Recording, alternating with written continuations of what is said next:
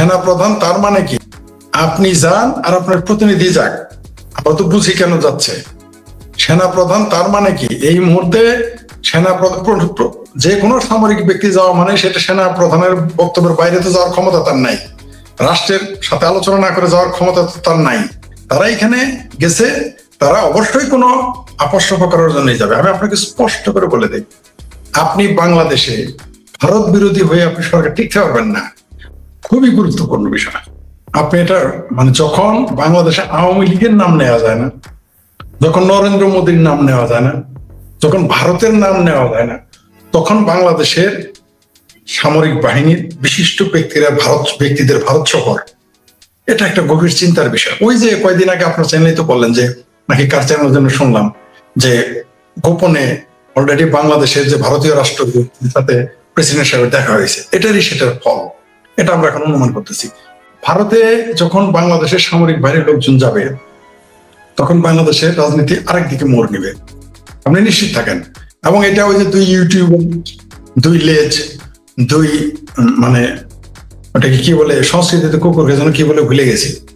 যাই হোক, ওই দুই মানে মোটামুটি ওই দুইজনের দেখবেন লাফালাফি শুরু করবে, কত রকম কথা বের করবে। যদি ফলাফল তাদের পক্ষে যায় তাহলে আলহামদুলিল্লাহ, আর যদি ফলাফল বিপক্ষে যায় তাহলে নাউজুবিল্লাহ বলা শুরু করবে, আন্দোলন শুরু করে দিবে এরা। এদের এইখানে আর এরা যেতে বাধ্য।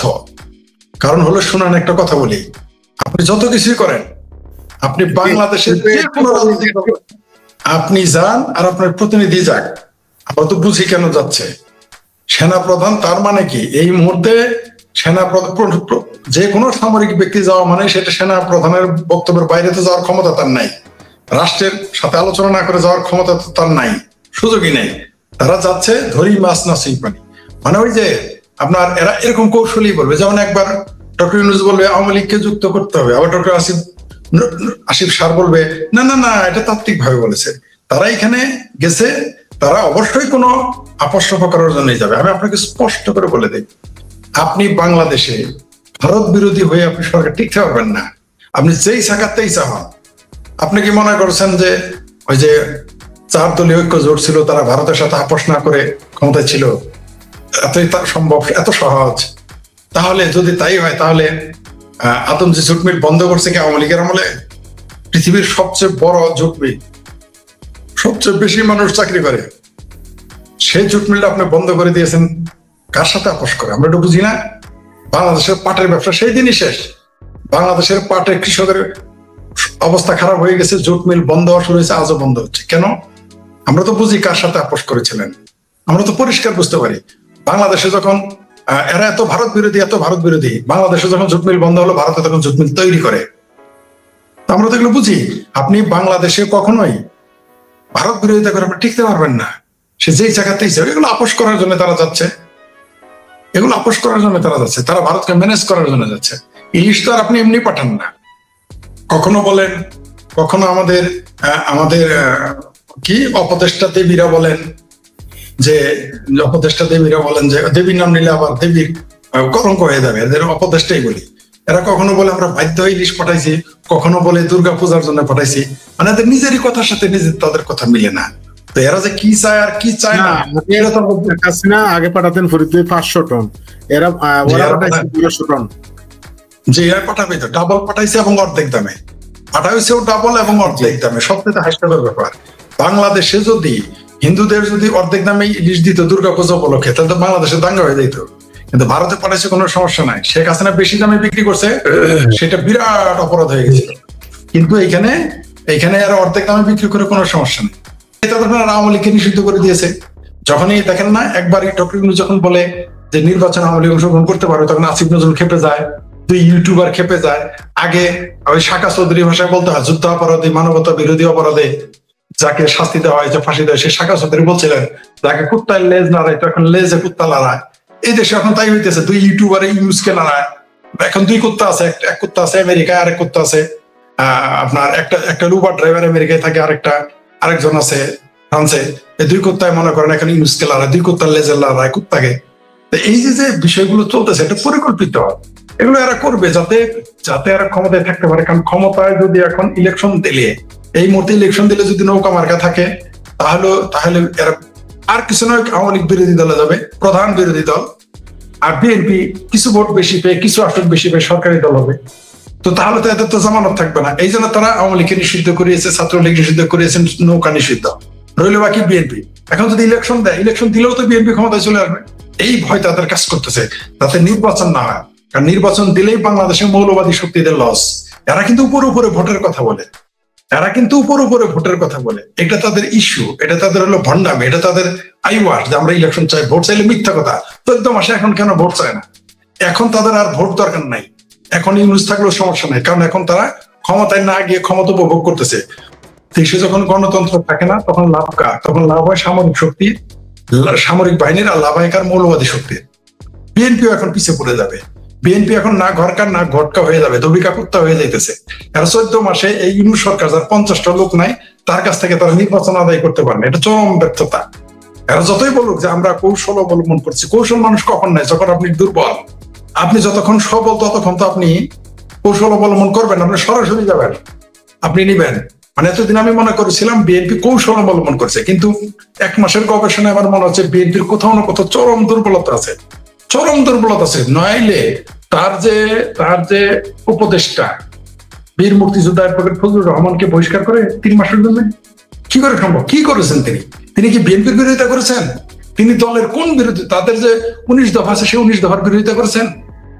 তিনি কি বাংলাদেশ বিএনপির রাজনীতির কোন বিষয়? তিনি কি খালেদা জিয়ার সমালোচনা করেছেন, তারেক রহমানের সমালোচনা করেছেন, জিয়াউর রহমানের সমালোচনা করেছেন, না বিএনপির রাজনীতির সমালোচনা করেছেন? কেন তাকে বহিষ্কার করা হলো? শুধুমাত্র এই মৌলবাদ এবং এই মুক্তিযুদ্ধ বিরোধীদের বিরোধিতা করার কারণে তাকে বহিষ্কার করছে। তার মানেটা বোঝান তো যে বিএনপি কত দুর্বল, যে তারা এনসিপি গ্যাংকে ভয় পায়, তারা জামাত 3 থেকে 5% তাকে ভয় পায়। এটা কোনো কথা?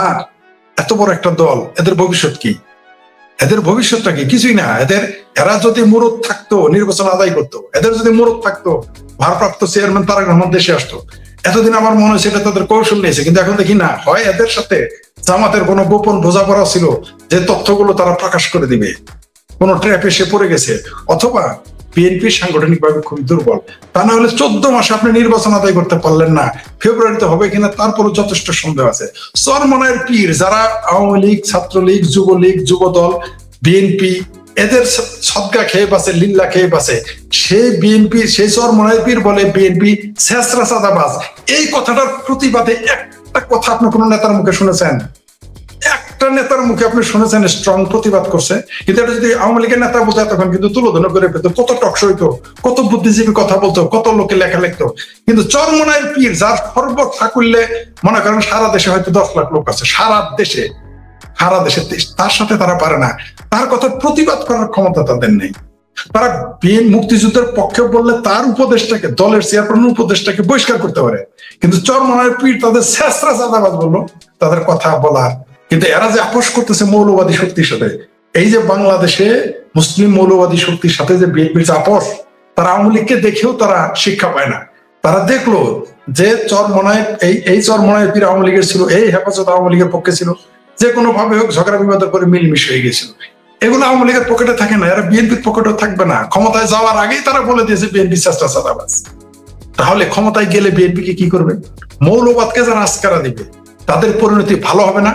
আওয়ামী লীগও দেখেছে, বিএনপিও দেখতেছে এবং দেখবে। মৌলবাদের সাথে আপোষ করা, এটা যে কত ক্ষতিকর একটা দেশ এবং দলের জন্য, গণতন্ত্রের জন্য। আর কিভাবে আমরা বুঝাবো যে 14-15 মাসে তারা নির্বাচন আদায় করতে পারে না? এটা কোনো কথা?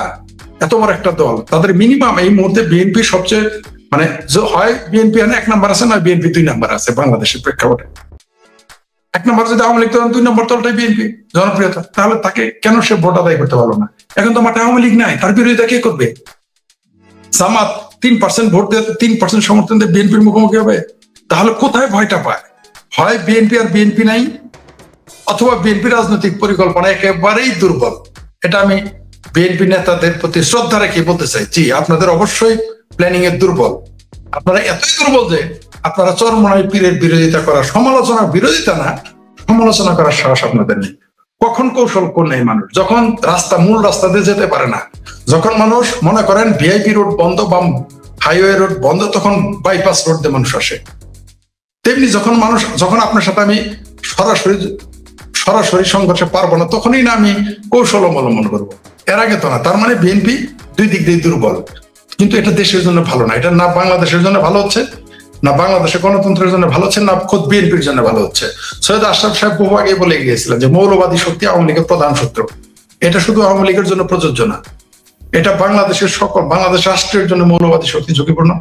বাংলাদেশের গণতান্ত্রিক আন্দোলনের জন্য মৌলবাদ ঝুঁকিপূর্ণ। সৈয়দ আশরাফ হয়তো ওই শব্দটা উচ্চারণ করেন নাই, কিন্তু আমি মনে করি এই যে সৈয়দ আশরাফ সাহেব যে কথাটা বলে গেছেন, তিনি তার কম বয়স না, তার কম বয়সের হলে তার শিক্ষাগত যোগ্যতাও কম নয়, তার রাজনৈতিক অভিজ্ঞতাও কম নয়। তিনি তো এমনি বলে দেন নাই, আর তার এই কথাটা খোদ আওয়ামী লীগের লোকেরা বুঝে নাই। কিন্তু এখন তো আমরা বুঝতেছি সৈয়দ আশরাফ সাহেবের কথাই ঠিক, যে বা মৌলবাদী শক্তি শুধু আমি তার সাথে যুক্ত করব, এটা শুধু আওয়ামী লীগের জন্য ক্ষতিকর নয়, এটা মৌলবাদী শক্তি বাংলাদেশের গণতন্ত্র, বাংলাদেশের রাজনীতি, বাংলাদেশের সংবিধান, বাংলাদেশের স্বাধীনতার বিরোধিতা এরা ছিল, এতে তো কোনো সন্দেহ নেই, এখনো আছে। তেমনি বিএনপির জন্য এই মৌলবাদী শক্তি বিপজ্জনক। যদি এই মৌলবাদী শক্তিকে, এখনো সময় আছে, লাস্ট চান্স, এখনো যদি এই মৌলবাদী শক্তির বিষ দাঁত ভেঙে না ফেলা হয়, তার আওয়ামী লীগের সাথে করুণ পরিণতি হবে, বিএনপির করুণ পরিণতি হবে। মানুষ শেষ মুহূর্তে যদি তাদের পিঠ তো দেয়ালে ঠেকেই গেছে, যে কোনো সময় ঘুরে দাঁড়াবে, সেই সিমটম আমরা দেখতে পাচ্ছি। আবার বলি, 2026 সালের মধ্যে আমি আপনার চ্যানেলের মাধ্যমে দর্শকদের বলি, আমার কাছে এ পর্যন্ত যত তথ্য আছে বাংলাদেশ এবং দেশের বাইরে, আমি কমপক্ষে প্রতিদিন 4-5টা দেশের বিশিষ্ট লোকের সাথে কথা বলি। বাংলাদেশের পুলিশ, রাজনীতিবিদ, আর্মি, তাদের সাথে আপনি জানেন, আপনার যেমন যোগাযোগ আছে, কথাবার্তা হয় আমার, প্রত্যেকেই মনে করতেছে বাংলাদেশ, বেশিরভাগ লোক, প্রত্যেকেই তো না, বেশিরভাগ লোক মনে করতেছে, যারা নিরপেক্ষ চিন্তা করে, এক পক্ষের না, নিরপেক্ষ যারা চিন্তা করে, তারা ভাবতেছে যে বাংলাদেশটা হয়তো টিকবে না যদি আগামীতে রাজনীতি সচল না থাকে, স্থিতিশীলতা, এটার সাথে আমি একমত তাদের সাথে। তাদের এই চিন্তা আমিও মনে করি যে 26 সালের মধ্যে, 2026 সালে যদি বাংলাদেশের রাজনৈতিক স্থিতিশীলতা না আসে, তাহলে বাংলাদেশ কয়েক ভাগে ভাগ হয়ে যেতে পারে। এই ডক্টর ইউনূস ইতিহাসের সবচেয়ে বড় হারামি হিসেবে আমাদের দেশের ইতিহাসে তার নাম লেখা থাকবে। তবে আমরা প্রতিবারই দেখি প্রত্যেক দেশে পুতুল সরকার থাকে, কিন্তু এত তাড়াতাড়ি যে আমাদের বাংলাদেশ একটা পুতুল সরকার দেখবো, এটা আমরা ভাবতে পারি নাই।